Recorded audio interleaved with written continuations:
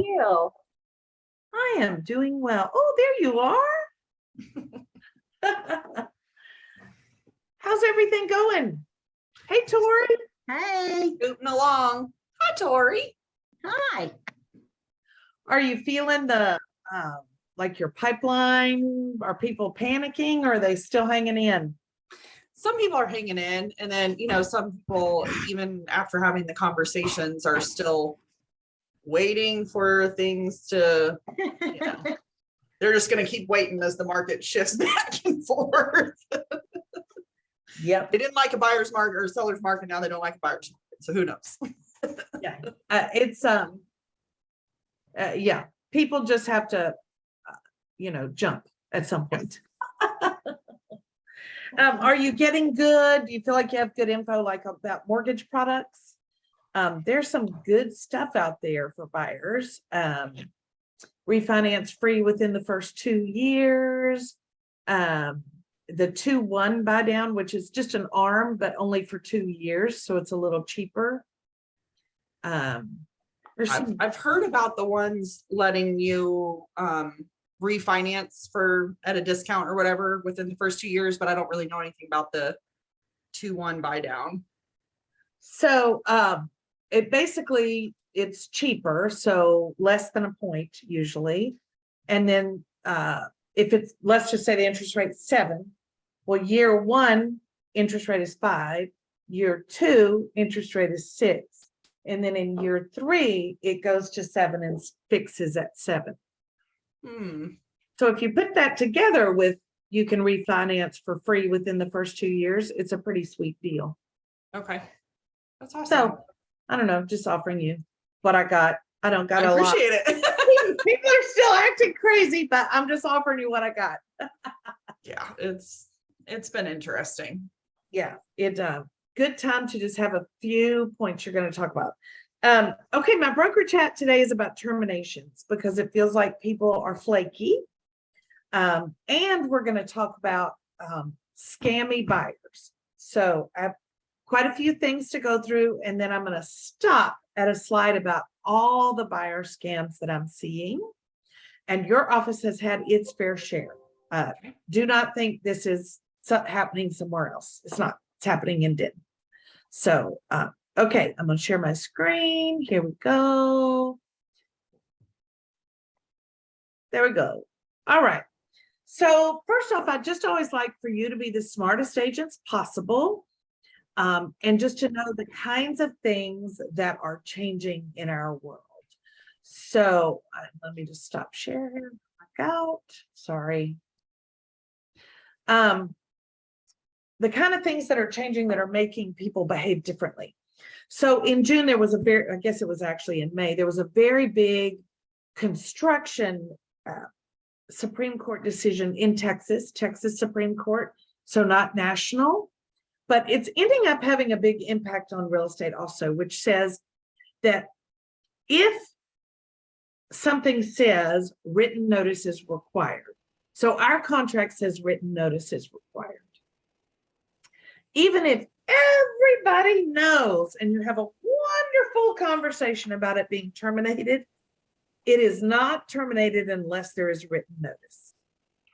So we are very, very bad in our industry about using verbal. We just love driving down the street and chatting it up and, oh yeah, we're going to do that, fix that, patch that hole. We're going to blah, blah, blah. We just love that. And none of that is official. I'm sorry. And it's particularly now been determined that even if everybody knows verbally that contract was terminated, if it says written notice is required, you have to do a written termination. So I'd just like for you to know what Supreme Court case it is, and that I'm not making this up, and that they really mean it. And the two important things: if a contract states that written notice must be provided, the notice has to be in writing.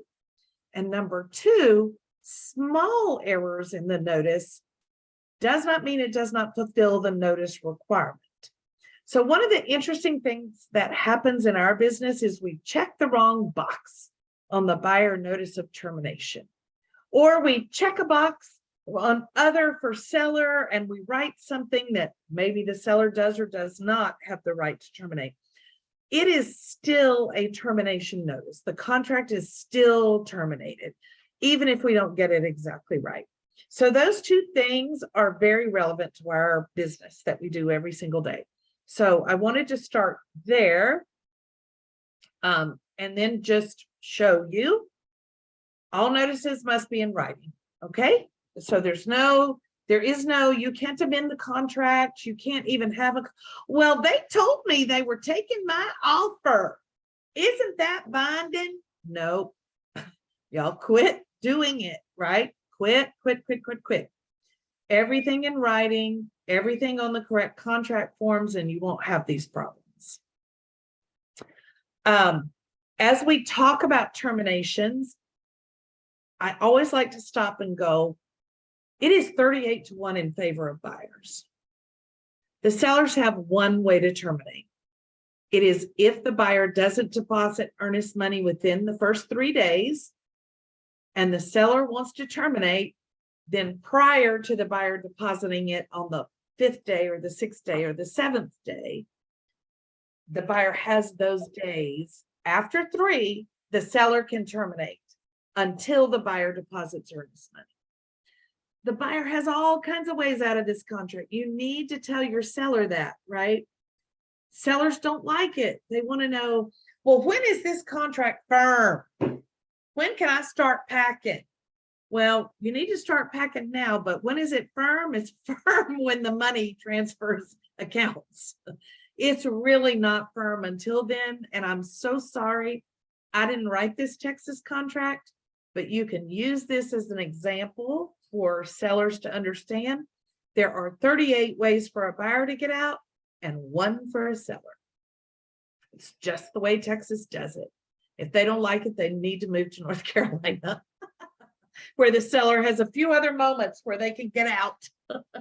Not in Texas. All right. So just understanding that once you have a signed contract, whether the buyer deposits the earnest money or not, it is still an executed contract. So a lot of times people will actually say, well, they didn't deposit that earnest money, so we don't have a deal. That's not the truth. You have a deal. The buyer may be in default by not depositing the earnest money, but they are in default of an executed contract, which would have to be terminated, right? It doesn't mean the contract doesn't exist. So make sure you're clear that earnest money is not a requirement to have a contract. That's not true.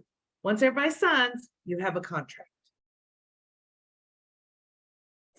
And then this just reiterates, if the contract has been properly executed by all parties, there is a binding contract, even if the buyer has not deposited earnest money. So I bring this up because we're seeing a little rash of buyers who do not deposit either earnest or option. And man, it makes listing agents mad, and what can we do about it? And blah, blah, blah. All that means is that the buyer's in default and the seller has the right to terminate, and that the buyer cannot terminate based on option. Now they can terminate based on HOA, they can terminate based on loan, they can terminate based on any of the other reasons. They just don't have the option to terminate. So we are seeing buyers who don't deposit either thing or who cancel their earnest money check, right? So just be aware, you still have a contract, you still have to function like you have a contract. Your seller can sue that buyer if they want to, but just what do you and I have available to us? Well, the seller can terminate if the buyer doesn't deposit after the first 3 days, but the buyer can terminate based on loan or HOA or several other reasons that are not the option. If they don't deposit the option fee, all that means is they don't have the unrestricted right to terminate. Another way we're seeing people get out is because sellers don't want to provide the mineral lease, right? That gas lease, I don't know where that is. I don't know who's got that. Oh my God. It's been forever. I don't even know if that's true anymore. Okay. Well, they need to know, right? It's a seller shall, buyer has delivered it, or buyer can terminate. Seller has delivered it, or buyer can terminate. Right up to closing, that buyer deserves a copy of a current mineral lease if one exists. Okay. And then we're seeing people begin to get a little smarter about paragraph 6D. We used to see only single family residential, which was just silly. It's sitting in the middle of a subdivision. Well, of course, it's single family residential. That didn't give the buyer any rights. But now we're seeing swimming pool of buyer's choice. We're seeing RV garage. I want to be sure I can build a garage for my RV. I want to be sure I can have a ham radio antenna.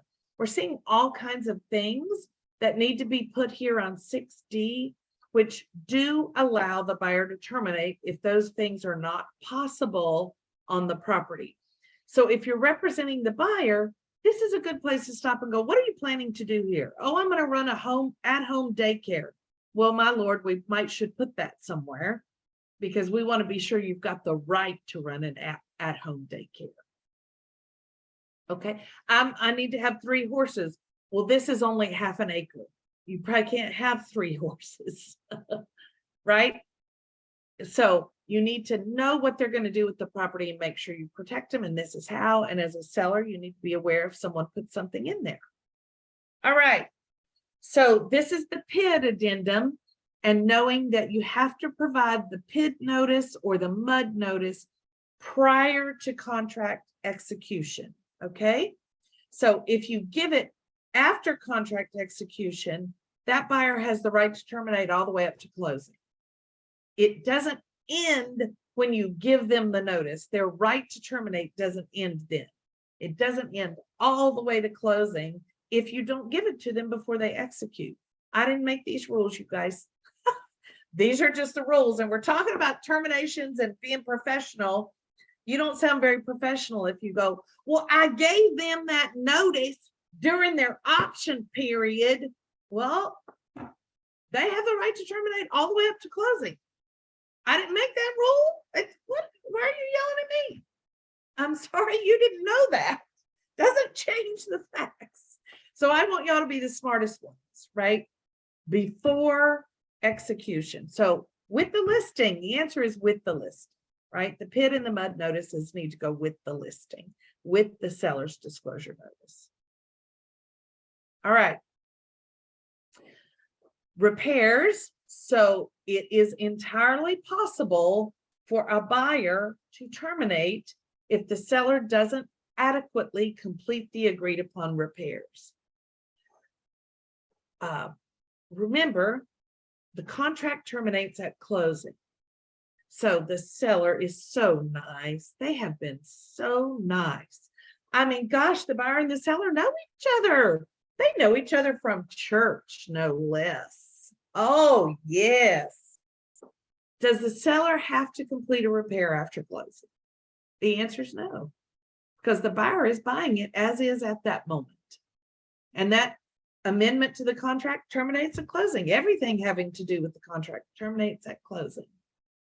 So if the seller intends to complete it later, they need to have already paid for that repair in full and given a receipt, and the buyer has verified with the repair person that they're going to do it. Something else needs to have happened, or the seller's just not obligated after closing. So don't close if you don't like the condition of the home. People say, well, they didn't do it right. It looks like crap, whatever. Your option is to not close, right? Your option is to negotiate pre-closing. All right. This is the contract change that we're expecting to be effective by November 7th, which says seller shall provide buyer with copies of documentation from the repair person showing the scope of work and payment for the completed repairs. Oh, look at that. So this whole, well, I didn't get the receipts. I don't know. They wrote it on a napkin. It's my brother-in-law. He's licensed. He doesn't have invoices. You wouldn't believe the stories I hear, right? Those days are over. Now it's going to be required in the contract that if there are agreed upon repairs, that the seller shall provide to buyer a written receipt and a complete written receipt. One of the things that we get sued about a lot is we get a receipt for they serviced the air conditioner. And then somehow they happen to call that same AC company back. And the guy says, well, I recommended they get a whole new unit. Did they not tell you that I recommended they get a whole new unit? Well, no. And honestly, they're not. I mean, it's an old unit. It needed fixing. If you need a complete receipt, you need to not white anything out on the receipt. But it gets really tricky when we're not doing our job and insisting on thorough receipts, and that the buyer call that repair company before closing and say, hey, how's the AC now? Well, they need a new unit. Oh, it's that bad? Yes, it's that bad. Okay, because all the seller is obligated to do is functioning as intended right now, this minute. All right, this is the best form ever, ever, ever, ever. Use it with every single buyer, no matter what. If you can, as a listing agent, get it from every buyer of your listings. Best form ever. Buyer acknowledges and accepts the condition of the property. Buyer had it inspected or didn't. Buyer has verified the repairs, had them inspected or didn't. Buyer is getting a home warranty residential service contract or isn't. Buyer has walked through or isn't. So this would just walk through it for me on FaceTime. That is D2. Buyer chooses not to walk through. Let's just get clear. That's fine. But buyer is choosing not to walk through. They are so busy. They have something more important to do. Great. That's fine. But let's just acknowledge that they have something more important to do. You are not replacing them. That's not what's happening. You are not their replacement at the walkthrough. Okay? Best form ever, ever, ever. Use it, use it, use it. And then in default, so people think if somebody doesn't close that we're arguing over the earnest money. Of course, we're not. It can be a lot more than the earnest money. Liquidated damages these days is a very big issue. What if the seller sells the home next for $50,000 less than that contract was for? Is that a damage because the buyer backed out? Probably. What if the seller's interest rate on their next purchase has now gone from 5 to 7? Is that a damage? Probably, right? If the seller balks and the buyer's interest rate goes up from 5 to 7 for 30 years, how much do you guess damages could be? So when you're negotiating that release of earnest money and people say, they don't deserve the earnest, I just always go, oh my God, do you know where this can go? If all parties will sign that release, all parties win. This is so much bigger than I don't like them. They pissed me off. They don't get that $3,000. Oh, honey, you should run to sign that release. Run, run, run, run, run, run, run, run, run. Give everybody whatever they need or want. Look at what the cost can be. It's not about whether you like them or whether you have warm feelings in your heart at this moment. It's just not about that. It's about what could be and the expense that could be. Remember, third-party financing, buyer shall apply for this financing. If they said conventional, they have to show up with conventional. We just had a seller who tried to get out of selling their home and the buyer didn't want to. The buyer was already on a moving truck. Contract was conventional. Buyer showed up with FHA. Buyer is then in default. That was awesome because seller didn't want to sell anyway. Remember, 2A is buyer approval and the availability of specified loan terms.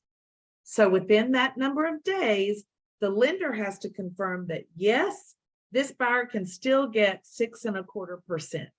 That's what's on this contract, and the buyer can still get it. So it's not only the buyer's credit worthiness and their debt to income ratio and their child support payments or whatever, it's also the availability of the loan terms.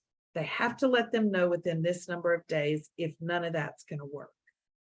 And then 2B is property approval.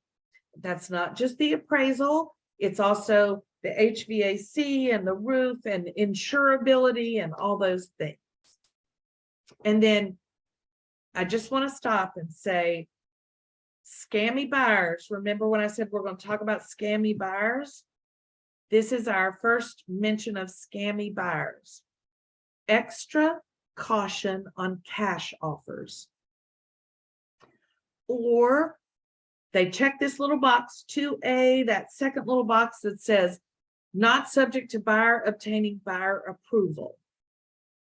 So they check that box and you think, awesome, they've got cash, and they show you proof of funds. Do not just call the number that's on their proof of funds. Do not.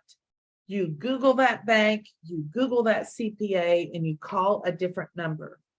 You do not just accept a phone call from someone. It could be their mother in Indonesia saying, yes, oh yes, they have $500,000 sitting here waiting to go, right? You need to verify, right? You need to verify that they actually have the cash. Do not assume that what they're showing you is true. And then HOA is a way to terminate.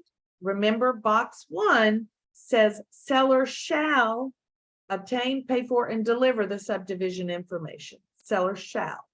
If they don't, it's a buyer termination right. Here's the buyer's termination and the seller's termination. This does not have 38 ways on the buyer's termination, but it does have 8, and the seller only has 2. It doesn't matter how you look at it. The buyer has lots of ways out of the contract, and the seller has very few. Full release. People should not sign it unless they are sure they're not pursuing legal action, right? And if there's more money being transferred, so we're seeing a little bit now of that now with buyers who terminate and say, okay, Mr. Seller, you can have the $3,000 plus I'm giving you $5,000 more. And they're writing an addendum to this release of earnest money saying, okay, nobody's suing anybody because the buyer is also giving the seller extra money. It's happening every day right now. That is still way better than going to court. And then just so that we're clear, paragraph 18 deals with what happens if you're fighting over the earnest money. Both parties need to make a written demand for the earnest money. The truth is, it says the title company may disperse the earnest money to the party making the demand. More than likely, they're not going to without a fully executed release of earnest money. And then paragraph 18D is huge. Any party who wrongfully fails or refuses to sign a release acceptable to the escrow agent.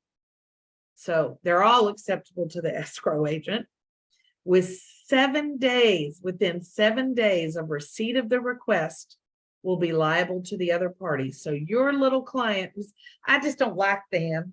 They just have acted bad. They are bad people. I'm so mad at them. Well, they need to be mad for 6 days, not 7. Okay? Do you understand? If they don't sign after 7 days, then they're in trouble legally. So you got to tell them to hurry on up on that I'm pissed off scale. Let's go. Let's be mad. Okay, are we done being mad yet? Because this is day 4. We need to get over it. Got to sign. All right. And then, can a terminated contract be revived? And the answer is no. If a buyer terminates a contract, you need to write an entirely new contract. People try, they write an amendment that says, contract is back to life. No, that doesn't work. The contract was officially terminated by appropriate written notice, and you have to rewrite a contract. Okay, let's talk about scammers, and then we're going to ask questions if you have questions, or tell me any crazy stories, but let's talk about scammers and fake buyers. Number one, proof of funds verified by something other than the phone number on the document that the buyer is providing, right? All of this can be part of a scam. That's a fake proof of funds. It's a fake phone number that someone that is manning. It's a fake email. It's a fake, all of it. So now, why would they do that? Why would they go under contract and visit a home several times? So I'm going to tell you two stories. One, they went in for their inspection, and then they came back a few days later to measures, and it was a drug drop. Our listing agent ended up being called in because they put drugs under the master bedroom, under the master bed. So that's why. Another reason is theft, right? So they go into the home during the inspection and they steal, particularly prescription drugs are big to be stolen, but small items that they can put in their pocket and walk out with. And then the third reason is because they do Instagram filming at big houses. So they want to go under contract under this $2.3 million home. And then while they're measuring or while they're doing their inspection, they're actually filming and appearing to have a whole lot more than they have. Now, and then they just terminate the contract after they've been in the home and used the home for their own purposes. So I agree, it doesn't really make a whole lot of sense, but I'm just telling you, scammy buyers are everywhere. These are just my stories. Can you imagine how many there are in the world? Other thing is just understand that people are writing bad checks at a really high level. Even cashier's checks can be canceled. So do not refund money from a check deposited recently, right? And we should not be involved in this, but title companies, all of that do get involved. That's why they don't send the seller the option fee more quickly. They wait for that check to clear the bank. And then an investor offer, I just want you to know it's not automatically a red flag, but it certainly can be a red flag. And we're seeing a lot of investor offers right now, but it's okay to ask in writing prior to executing the contract if they will be attempting to assign the contract. Are you our final buyer? Is an okay question. Do not front money to anybody by paying for an inspection or appraisal. And then quick closes can be a sign of a scam buyer. Not always, for sure, not always. But you should slow down enough to really check the proof of funds, to really check who the buyer is. If you or the title company can never see them on a Zoom and can never see them at the same time you have a photo ID for them, all kinds of things can be a scam. So look out for quick closes, look out for those proof of funds, make sure they're true, and don't get involved in handling cash back and forth because you may get stuck. And then just be the professional, reminding you to slow down. The most important thing I can say here is to de-escalate your mood. If you are tense, if you are frustrated, if you are mad, slow down. Say, let me check. Repeat what they've said. Ask a question. Don't give an opinion. Cut and paste what the contract says. Move to in writing only. I don't know why we're yelling at each other over the phone. Well, she's just mean. Well, why are you talking to her? Like, I don't answer mean people. And honestly, I pretty much tell them that. Wow, your tone is so ugly. So I'm hanging up now. Feel free to send me a text or an email. Bye-bye. Nope. Okay. And I'm just going to review this. Some of you may, that are watching this, may have seen this before, but it is so true that it's always good to review again. We start off with a problem to solve. We start off just seeing things a little bit differently. And then we escalate to, you're wrong, I'm right. You're wrong, I'm right.